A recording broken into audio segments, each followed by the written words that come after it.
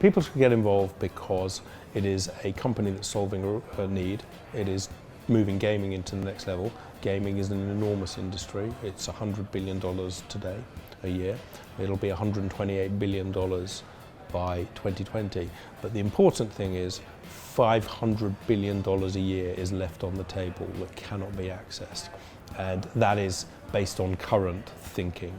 Once this solution is available, that 500 billion will be unlocked, which means that even the big game developers will do better, but the smaller game developers will thrive.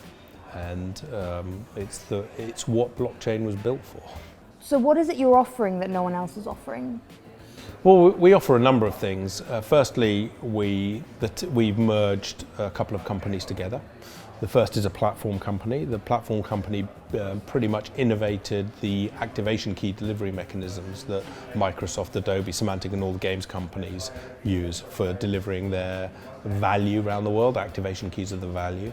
It did that in the early 2000s.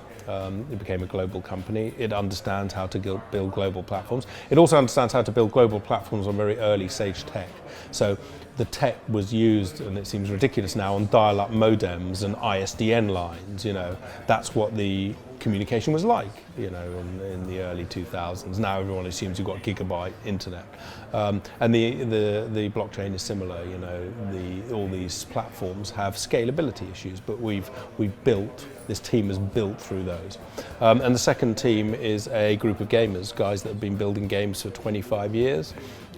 Some of the biggest games, always been at the forefront of development. So they were early into disk, and they had a very big disk market. Then when download came along, they built some of the most famous games like Luxor, downloaded 100 million copies in the first week.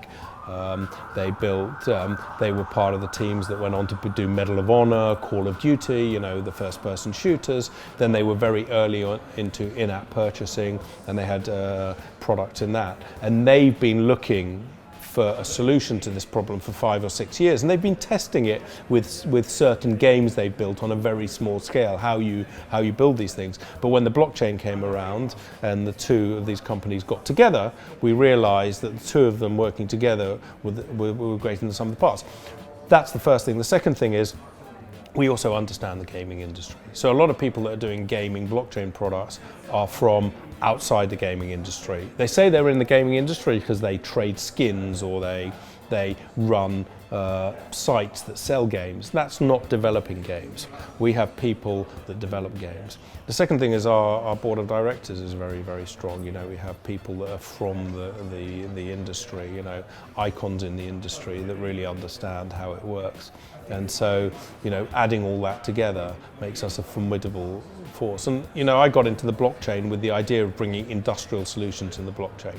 You know, when I was looking at the blockchain in 2016, you had these guys trying to build solutions for industry. They understood the blockchain, but they didn't understand the industry in which it applied to. From late 2016, I always had this vision of bringing industry into the blockchain. People that understand the industry they're going into, understand how to sell it into their industry, and understand what the industry needs. If you know that, and you have technology behind it, and you convert it to the blockchain, then you're obviously going to get a solution that the industry needs. And you mentioned the scalability issues, so you don't have scalability We will have scalability issues. I mean, we had scalability issues in 2000, 2001 with the platform business that we have. But if you design for the business, for the model and platforms that exist, then you create a technology that works. As the technology and the platforms improve, your systems scale up with it.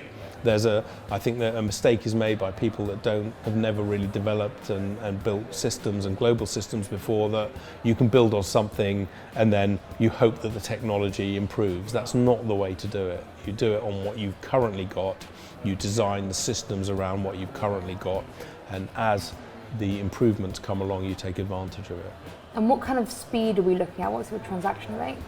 Oh, we haven't really got to that stage yet. And Where are you right now then? We have proof of concept systems being built. We're starting alpha at the moment. We've got a long way to go. The project we're building is very, very large. We will probably have first systems out there, we're going to have multiple platforms. We'll have the first ones coming out towards the end of the summer. But they will be built around what we can do.